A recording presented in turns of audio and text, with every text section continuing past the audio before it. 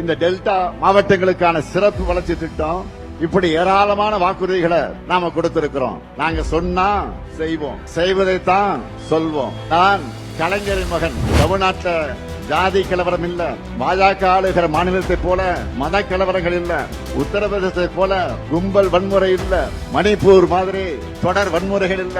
இப்படி எல்லாம் உருவாக்கணும்னு பாஜக செஞ்ச சூழ்ச்சிகளையும் நாம முறியடிச்சிருக்கிறோம். இந்த துப்புக்கெட்ட பழனிசாமி யார் எக்கெடுக்கட்டாலும் பரவாயில்லை, தன்னுடைய பதவியை காப்பாத்திக்கிட்டா போதும்னு பாஜகவுடைய பாதம் தாங்கியா இருந்து கொண்டிருப்பவர் தான் பழனிசாமி.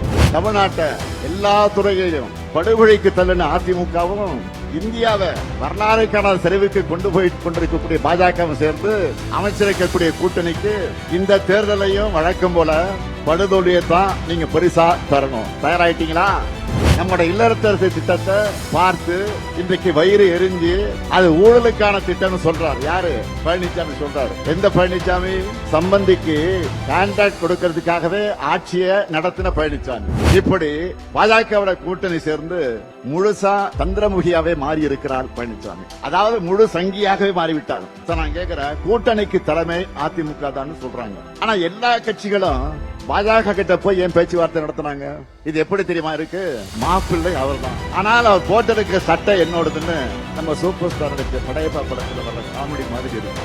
உங்கள் சத்யாவின் full moon sale up to 70% தள்ளுபடி. ஏசி விலை 2ஆம் தேதி முதல் 15% வரை உயர்கின்றது. இப்போது ஏசி வாங்கி பணத்தை சேமியுங்கள். இங்கே இந்த மேடையில் இப்போ நின்று கொண்டிருக்கக்கூடிய இந்த 8 வேட்பாளர்களுக்கும் அதேபோல் அறிவிக்க போகிற காங்கிரஸ் கட்சியுடைய வேட்பாளரையும் சேர்த்து திருச்சி மாவட்டத்தில் இருக்கக்கூடிய மதச்சார்பற்ற முற்போக்கு கூட்டணி கட்சியினுடைய வேட்பாளர் 9 வேட்பாளர்களையும் உங்களுடைய பொன்னான வாக்குகளை வழங்கி வெற்றி பெற வைக்கணும் என்று நான் உங்களை எல்லாம் அன்போடு கேட்கிறேன், பண்போடு கேட்கிறேன், பாசத்தோடு கேட்கிறேன், உரிமையோடு கேட்கிறேன். உங்க முத்துவேல் கருணாநிதி ஸ்டாலின் கேட்கிறேன். வெற்றி உறுதியா? வெற்றி உறுதியா? கொஞ்சம் சத்தமா. வெற்றி உறுதியாயிடுச்சு. வேட்பாளர்கள் உட்காரலாம். உங்களுக்கு சீட்டு கொடுத்தாச்சு. இந்த அளவுக்கு ஏன் உரிமையோடு நான் பேசுகிறேன் என்று கேட்டால், அந்த அளவுக்கு இந்த திருச்சிக்காக பல்வேறு முத்திரை திட்டங்களை கடந்த 5 ஆண்டுகளில் நாம் செய்து கொடுத்திருக்கிறோம். உறுதியா சொல்றேன், நிச்சயமா சொல்றேன், அவற்றையெல்லாம் சொல்ல முடியாது. காரணம் நேரம் இல்லை. வெயிலிலே, கொடுமையான வெயிலிலே நீங்கள் இங்கே காத்துக் கொண்டிருக்கிறீர்கள். எனவே சுருக்கமா தலைப்புச் செய்தியா மிக மிக சிறப்புக்குரிய சிலவற்றை மட்டும் நான் உங்களிடத்தில் லிஸ்ட் போட காத்திருக்கிறேன். பக்கத்து மாநிலத்தை சார்ந்தவர்கள் கூட இது என்னப்பா, ஒரு பஸ் ஸ்டாண்ட ஏர்போர்ட்டை மிஞ்சுகிற வகையில் இருக்குன்னு வியந்து போய் வீடியோ போடுகிற திருச்சி பஞ்சப்பூர் கலைஞர் நூற்றாண்டு பேருந்து முனையம், அது பக்கத்திலேயே பேரறிஞர் அண்ணா கனரக சரக்கு வாகன முனையம். அது மட்டுமல்ல, திருவரங்கம், லால்குடி மாநகராட்சிகளையும் புதிய பேருந்து நிலையங்கள். திருச்சி மாவட்டத்தில் மட்டும் 327 திருக்கோயில்களுக்கு குடமுழுக்கு செஞ்சிருக்கிறோம். பள்ளி கல்வித்துறையை இன்றைக்கு கட்டி காத்துக் கொண்டிருக்கக்கூடிய அப்படிப்பட்ட அமைச்சரை தந்த உங்க மாவட்டத்தில் 2 மாதிரி பள்ளிகளை கட்டி இருக்கிறோம். உங்க மாவட்டத்துக்கு மட்டுமே நம்முடைய நேரு அவர்கள் 9 கூட்டு குடிநீர் திட்டங்களையும் 18 மறுசீரமைப்பு குடிநீர் திட்டங்களையும் செஞ்சு கொடுத்திருக்கிறார். திருவரம்பூர் சட்டமன்ற தொகுதி சூரியூர்ல மினி ஸ்டேடியம் மற்றும் ஜல்லிக்கட்டு மைதானம், துறையூர்ல புதிய அரசு கலை மற்றும் அறிவியல் கல்லூரி, சமயபுரத்தில் 10 ஆண்டுகளுக்கு பிறகு தங்கத்தேர் உலா மணப்பாறையில சிப்காட் தொழிற்பூங்கா. இது மட்டுமல்ல, கூடிய விரைவில் நம்முடைய திராவிட மாடல் 2.0 ஆட்சியில அதனுடைய தொடக்கத்தில் திறந்து வைக்க போகக்கூடிய பெரிய திட்டங்கள் என்னன்னு இப்ப சொல்றேன். டிவிஎஸ் டோல்கேட் பகுதியில் பெருந்தலைவர் காமராஜர் பேரில் அமைய இருக்கக்கூடிய பிரம்மாண்டமான நூலகம், பஞ்சப்பூர்ல டைடல் பூங்கா, சூரியூர்ல மிகப்பெரிய ஒலிம்பிக் அகாடமி ஆகியவற்றை விரைவில் நாம் உங்களுடைய அன்போடு ஆதரவோடு வெற்றி பெற்று ஆட்சிக்கு வந்ததற்கு பிறகு விரைவில் அதை திறந்து வைக்க இருக்கிறோம். நான் சொல்லியிருக்கக்கூடிய அனைத்தும் மகா திட்டங்கள். திருச்சியினாலே அது பிரம்மாண்டம் தான். அதனாலதான் உங்க மாவட்டத்தில் இருக்கக்கூடிய எல்லா தொகுதி மக்களுக்காகவும் இப்படி பிரம்மாண்டமான திட்டப்பணிகளை நாம செஞ்சு கொடுத்திருக்கிறோம். இவை தவிர இன்னும் ஆயிரக்கணக்கான திட்டப்பணிகளை தொகுதி வாரியாக செஞ்சு கொடுத்திருக்கிறோம். தலைநகர் சென்னைக்கு சவால் விடுகிற வகையில் திருச்சி இன்றைக்கு தரம் உயர்ந்து வந்து கொண்டிருக்கிறது. இதை என்னால நெஞ்சு நிமிர்த்தி சொல்ல முடியும்.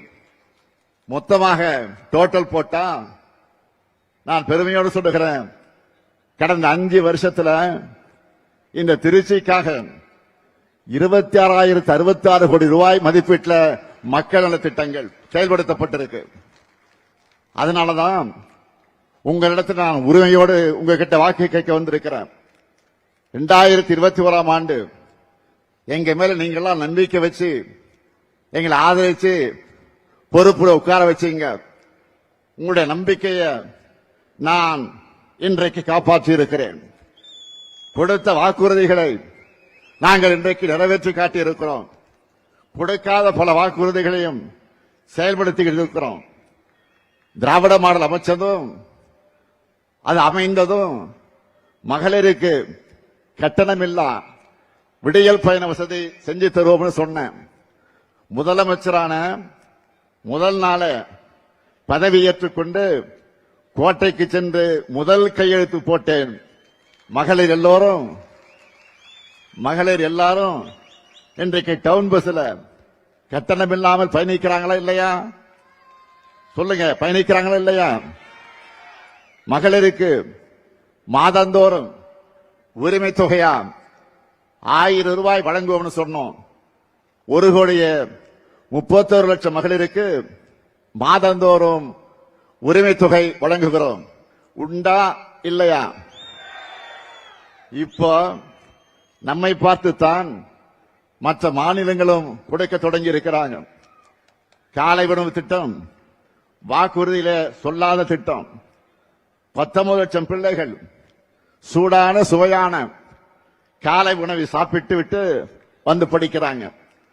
நான் முதலும் திட்டமும் தேர்தல் அறிக்கையில சொல்லப்படவில்லை. 48 லட்சம் திறன் பயிற்சி சான்றிதழ்களை நம்முடைய இளைஞர்கள் நான் முதல் திட்டத்தில் இன்றைக்கு பெற்றிருக்கிறாங்க.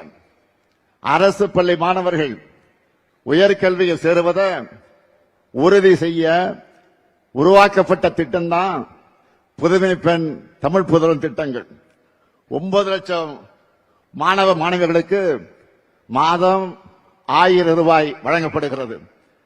கடந்த ஜனவரி மாதம் பொங்கல் திருவிழாவை முன்னிட்டு நீங்கள் எல்லாம் சிறப்பாக கொண்டாட 3000 ரூபாய் வழங்கணும்.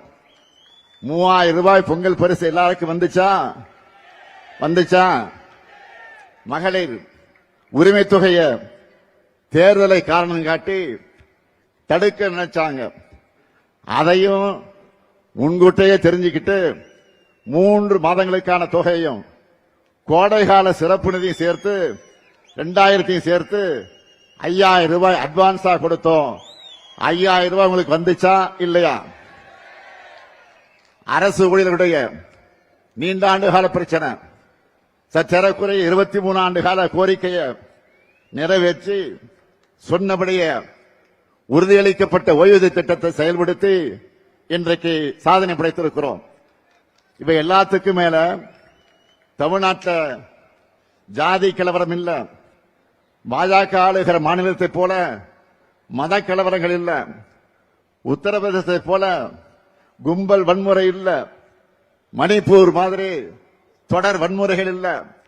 இப்படி எல்லாம் உருவாக்கணும்னு பாஜக செஞ்ச சூழ்ச்சிகளையும் நாம முறியடிச்சிருக்கிறோம். அமைதியான சூழலும் திறமையான மனித வளமும் நம் ஆட்சியில் இருக்கிற காரணத்தால் தான் இன்றைக்கு முதலீடுகளும் தமிழ்நாட்டில் வந்து குவிந்து கொண்டிருக்கிறது. இந்த வளர்ச்சியை அடுத்த கட்டத்துக்கு கொண்டு போகணும்.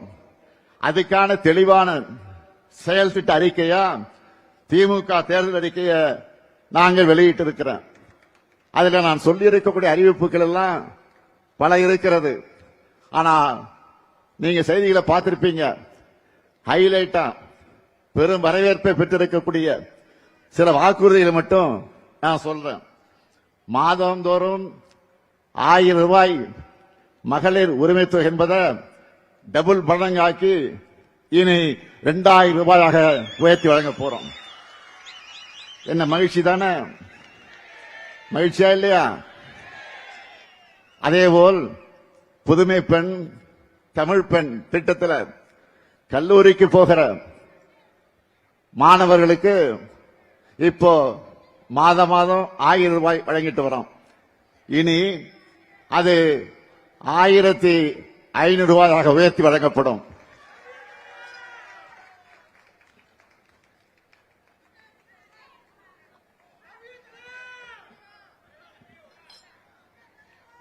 அதேபோல் காலை உணவு திட்டத்தை 8ஆம் வகுப்பு வரை விரிவுபடுத்த நாம் அறிவித்திருக்கிறோம்.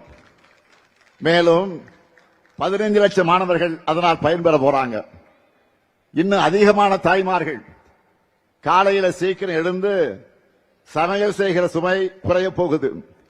அதேபோல் இல்லத்தரசிகளுக்கு மகிழ்ச்சி தரக்கூடிய இன்னொரு சூப்பர் டூப்பர் வாக்குறுதியும் கொடுத்திருக்கிறோம். இல்லத்தரசிகள் தங்களுடைய வீட்டுக்கு தேவையான washing machine, fridge, TV, grinder, mixie, microwave அவன், இண்டக்ஷன் அடுப்பு போன்ற வீட்டு உபயோகப் பொருட்களை புதுசா வாங்கவும் அல்லது ஏற்கனவே பயன்படுத்தி வர இத்தகைய பொருட்களை கொடுத்துட்டு அதுக்கு பதிலா வேற வாங்கிக்கவும் இல்லத்தரசி என்ற புதிய திட்டம் செயல்படுத்தப்படும். அதுவும் நீங்க வசிக்கிற பகுதிகளில் உள்ள உங்களுக்கு பிடிச்ச கடையில உங்களுக்கு பிடிச்ச கம்பெனி உங்களுக்கு பிடிச்ச மாடலா பார்த்து இந்த பொருட்களை நீங்க வாங்கிக்கலாம். இதுக்காக ஒவ்வொரு குடும்பத்துக்கும் எவ்வளவு ரூபாய் கூப்பன்? எவ்வளவு ரூபாய் கூப்பன்? தலா 8000 ரூபாய் மதிப்பிலான கூப்பன் கொடுத்துட போறோம்னு அறிவிச்சிருக்கிறோம்.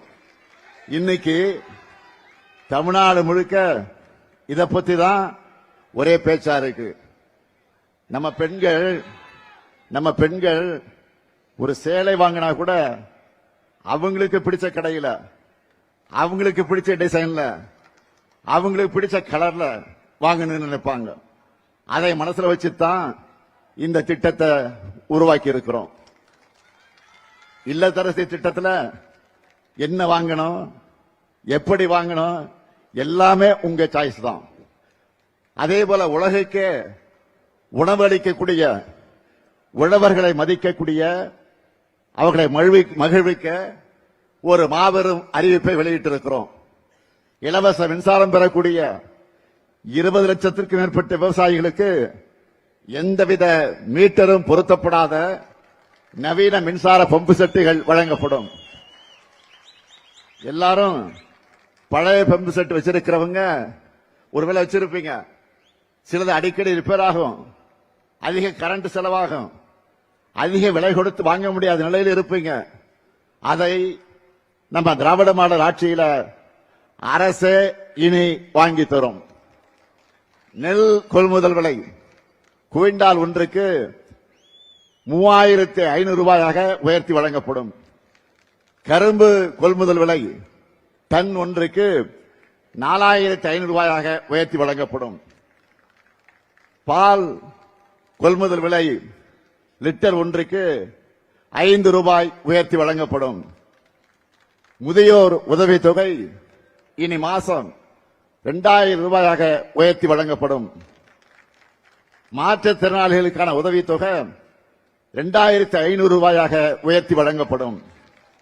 இன்னும் இருக்கு, மீன்பிடி தடைகால சிறப்பு நிவாரண தொகை 8000 ரூபாயிலிருந்து 12000 ரூபாயாக, மீன்பிடி குறைவு கால சிறப்பு நிவாரண தொகை 6000 ரூபாயிலிருந்து 9000 ரூபாயாக உயர்த்தி வழங்கப்படும். மகளிர் சுய உதவிக்குழு சகோதரிகள் நிறைய பேர் இங்க வந்திருக்கிறீங்க. யாராவது மகளிர் சுய உதவிக்குழு சார்ந்தவர்கள் இருந்தால் கையை வச்சு காட்டுங்க பார்ப்போம். காட்டுறாங்க போறேன். மகளிர் சுய உதவிக்குழு, நன்றி நன்றி. உங்களை எல்லாம் பிசினஸ் உமனா முன்னேற்றத்துக்காக அதற்கேற்ற வகையில் ஷூரிட்டி எதுவும் இல்லாம 5 லட்சம் ரூபாய் வரை மானியத்தோடு வங்கி கடன் வழங்கப்படும். பேரிடர் கால இழப்பீடுகளாக இரவை பாசன பயிர்கள் மற்றும் நெல் பயிர்களுக்கு ஹெக்டேர் ஒன்றுக்கு 25000 ரூபாயும், நீண்ட கால பயிர்களுக்கு 27000 ரூபாயும், மானாவாரி பயிர்களுக்கு 12000 ரூபாயும் வழங்கப்படும். உயர்கல்வி படிக்கிற 35 லட்சம் மாணவர்களுக்கு அடுத்த 5 ஆண்டிற்குள்ளாக லேப்டாப் வழங்கப்படும்.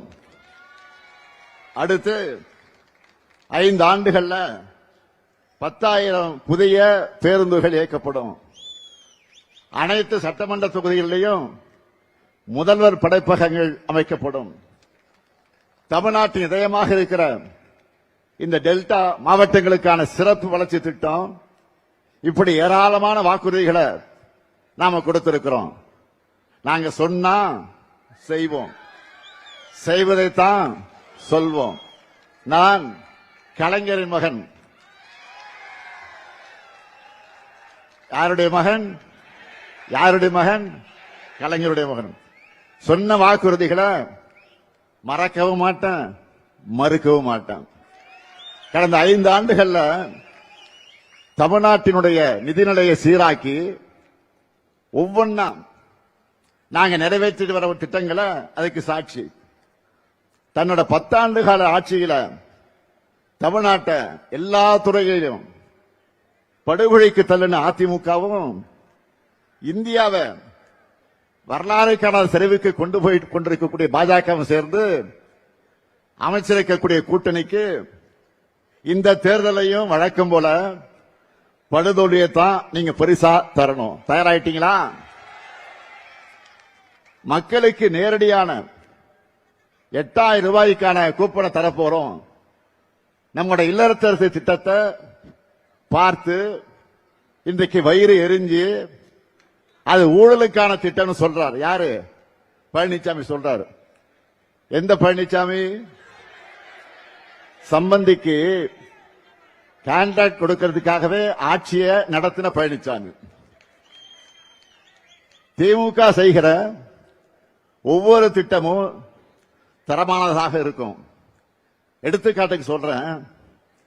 தலைவர் கலைஞர் அவர்கள் 2006 தேர்தலின் போது கலர் டிவி வழங்குவோம்னு சொன்னார்.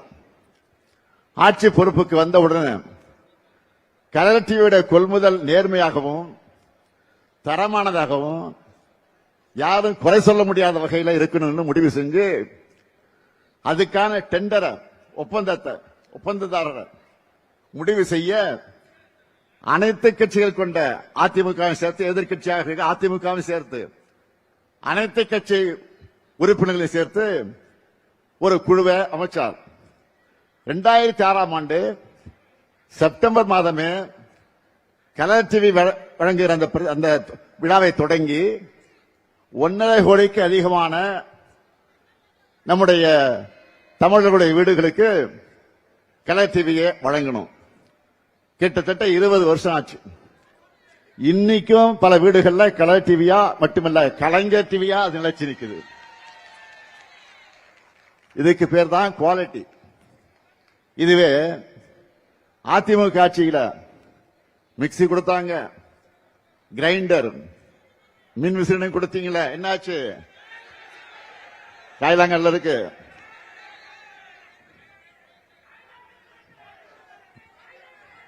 இந்த லட்சணத்துல வாய் இருக்குன்னு என்ன வேணாலும் பேசலாம் என்று பேசிட்டு இருக்கிறார் நம்முடைய பழனிசாமி அவர்கள். ஏற்கனவே 2021 தேர்தலில் மகளிர் உரிமை தொகையா நாங்க 1000 ரூபாய் வழங்குவோம்னு சொன்ன உடனே அவசரமா அவ வீட்டில் இருக்க ஜெராக்ஸ் மிஷினை ஆன் பண்ணிட்டு 1500 ரூபாய் தருவோம்னு அறிக்கை வெளியிட்டார். பழனிசாமி வாய்ச்சி பாடலும் அவருடைய அலங்கோல ஆட்சி நிர்வாகத்தோட ஊழல் அந்த பவுசும் தெரிஞ்சு மக்களான நீங்க அவரை புறக்கணிச்சீங்க. இப்போ மக்களுக்கு நல்லது நடக்க கூடாதுன்னு வயிற்றெரிச்சல்ல தன்னை போலவே பிறரையும் நினைச்சு ஊழல் நடக்கும்னு பேசிட்டு இருக்கிறார். அண்மையில மதுரையில ஒரு சம்பவம் நடந்துச்சு. இவங்க ஆட்சிக்கு வந்தா என்ன நடக்கும் என்பதற்கு ட்ரெயிலர் தான் அது. மதுரையில் நடைபெற்ற கூட்டத்தினுடைய நுழைவு வாயில் தந்தை பெரியார் படத்தை வைக்கக்கூடாதுன்னு பாஜக சொன்னதும் சுயமரியாதை இல்லாம அதை எடுக்க துணிந்தவர் தான் பழனிசாமி. மதுரை பாஜக ஆதரவு கூட்டத்தில் தந்தை பெரியாரையும் அண்ணாவையும் கொச்சைப்படுத்துகிற மாதிரி காணொலி காட்சிகள் எல்லாம் வெளியிட்டாங்க. அதிமுகவை சார்ந்த முன்னாள் அமைச்சர்கள் 3 பேர் கொஞ்சம் கூட சொரணை இல்லாம அதை பார்த்துக்கிட்டு இருந்தாங்க. நான் கேட்கிறேன், மக்கள் தலைவர் எம்ஜிஆர் இருந்தாலும் விட்டு இருப்பாரா? அல்லது அம்மையார் ஜெயலலிதா அவர்கள் இருந்தாலே விட்டு இருப்பாரா? பேர எங்க அண்ணாவை இப்படி அசிங்கப்படுத்தினா பார்த்துட்டு சும்மா இருந்திருப்பாங்களா? பழனிசாமியுடைய ஒரே சாதனை அதிமுக கட்சியை அடிமை கூட்டமா சீரழிச்சிருக்கிறதா அவங்க சாதனை. திராவிடம் என்ற சொல்லும் அந்த கூட்டத்தில் அவமானப்படுத்தப்படுது. அதிமுக முன்னணியினர் கூட அதை கூட தடுக்கல. திராவிடம்னா என்னன்னு எனக்கு தெரியாது, நான் புராணங்களை எல்லாம் படிச்சதில்லைன்னு கொஞ்சம் கூட வெட்கம் இல்லாம சிரிச்சுக்கிட்டே சொன்னவர் தான் பழனிசாமி. இந்த துப்பு கெட்ட பழனிசாமி யார் எக்கேடு கெட்டாலும் பரவாயில்லை, தன்னுடைய பதவியை காப்பாத்திக்கிட்டா போதும்னு பாஜகவுடைய பாதம் தாங்கியா இருந்து கொண்டிருப்பவர் தான் பழனிசாமி.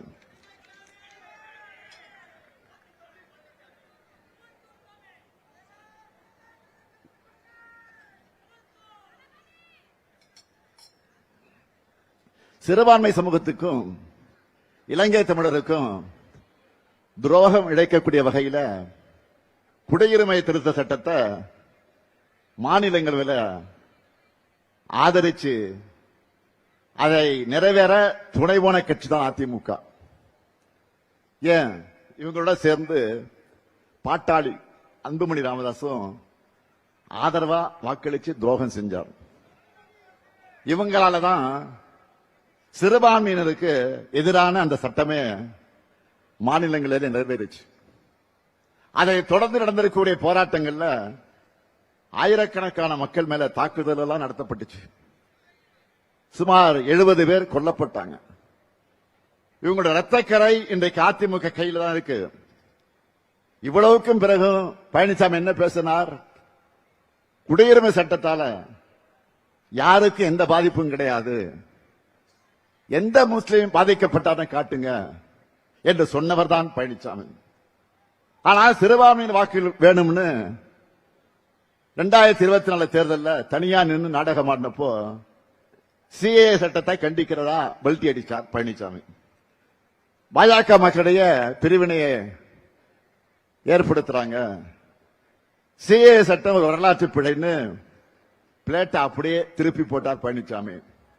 நான் இப்போ கேட்கிறேன், மாண்புமிகு எதிர்க்கட்சி தலைவர் பழனிசாமி அவர்களே, நீங்க இப்ப அந்த சட்டத்தை ஆதரிக்கிறீங்களா எதிர்க்கிறீங்களா?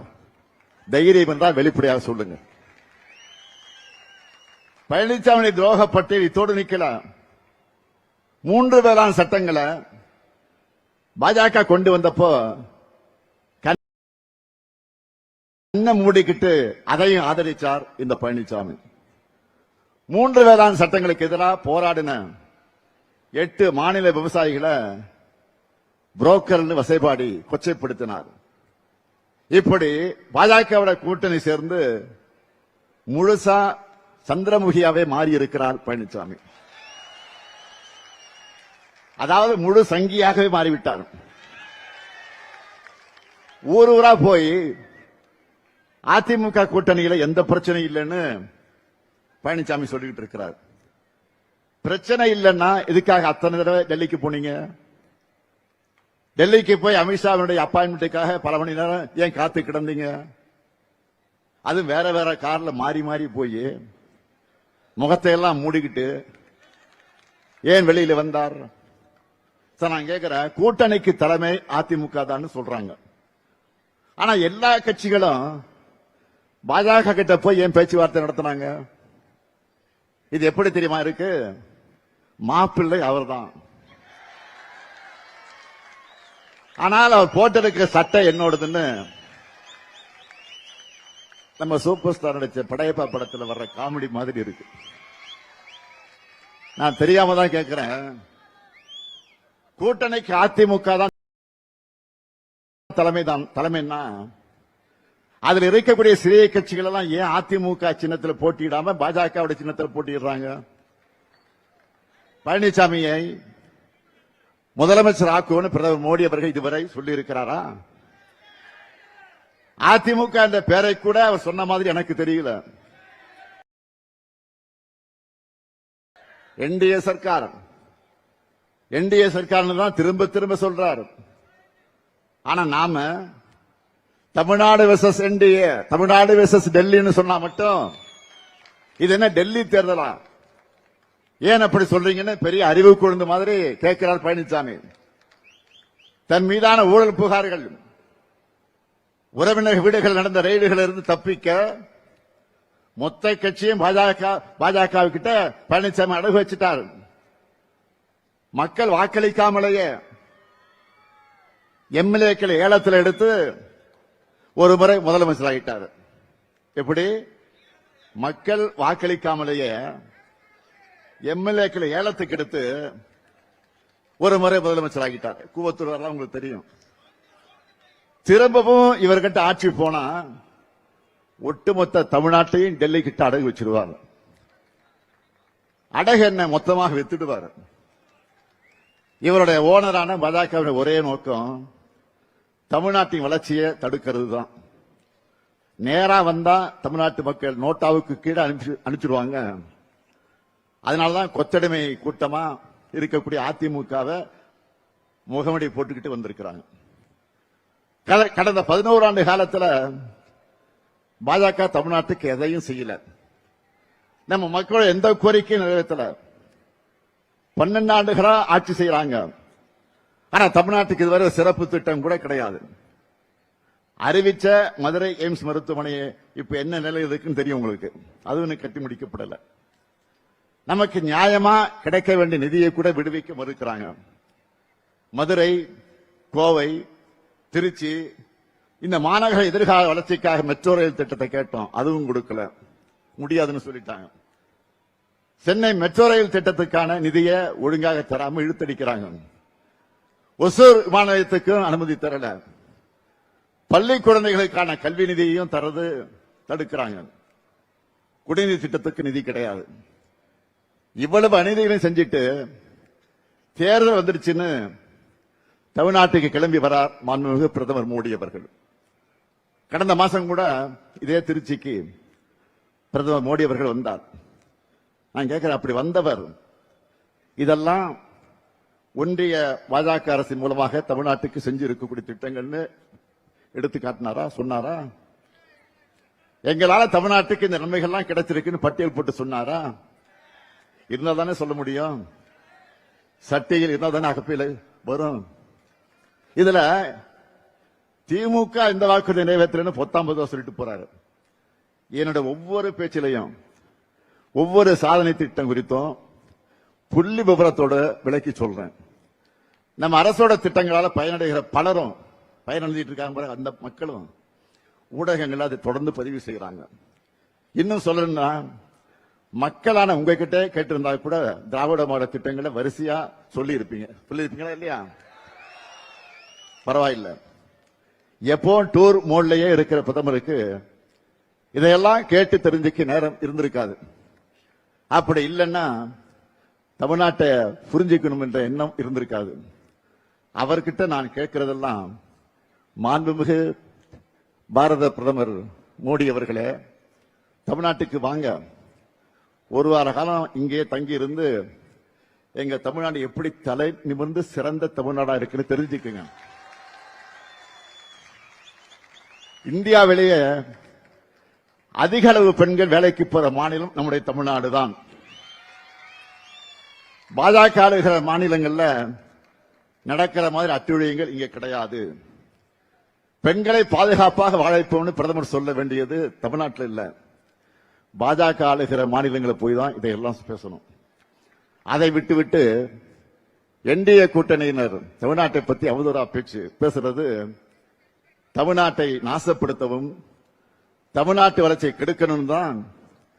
தமிழ்நாட்டின் முன்னேற்றம் வளர்ச்சியும் தொடரணும்னா 7வது முறையும் நம்முடைய திராவிட முன்னேற்ற கழக ஆட்சி அமையணும். திராவிட மாடல் தொடரணும்.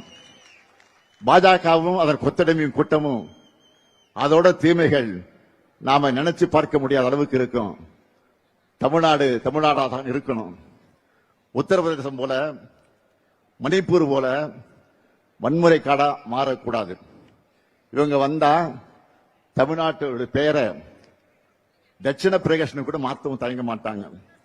இதை தடுக்கணும்னா ஒட்டுமொத்த தமிழ்நாடும் பாஜக அதிமுக கூட்டணிக்கு எதிராக ஓரணியில் இணையணும். நம்முடைய எதிரிகளையும் பாஜக உதிரிகளையும் வீழ்த்தணும். நல்லா புரிஞ்சுக்கோங்க, நாம போராடுறது திராவிட முன்னேற்ற கழகத்துடைய வெற்றிக்காக மட்டுமல்ல, நம்முடைய மதச்சார்பற்ற முற்போக்கு கூட்டணி வெற்றிக்காக மட்டுமல்ல, தமிழ்நாட்டினுடைய வெற்றிக்காக.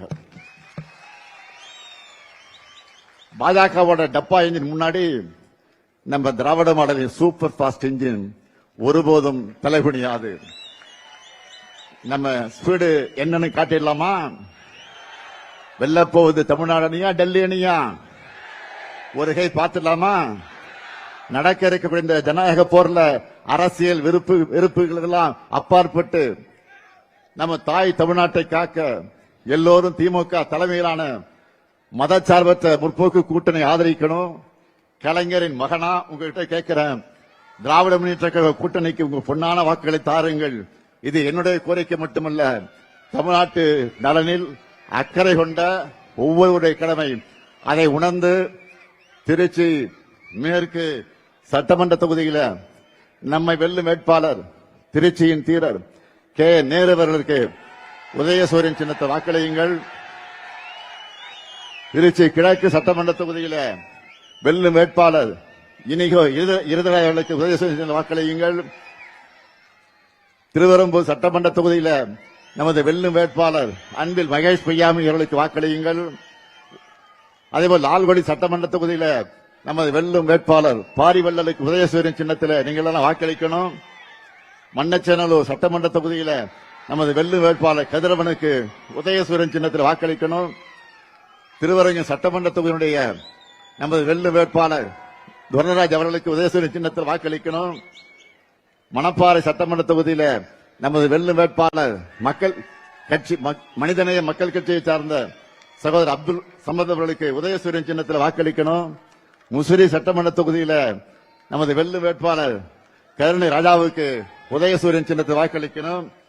துறையூர் சட்டமன்ற தொகுதியில நமது வெல்லும் வேட்பாளர் காங்கிரஸ் கட்சியை சார்ந்த நம்முடைய ராகுல் காந்தி அறிவிக்கிற வேட்பாளருக்கு கை சின்னத்தில் மிகப்பெரிய வெற்றியை தேடித்தரணும் கேட்டு உங்கள் பொன்னான வாக்குகளை உதயசூரியனுக்கு வழங்குங்கள் என்று கேட்டு விடைபெறுகிறேன். நன்றி, வணக்கம்.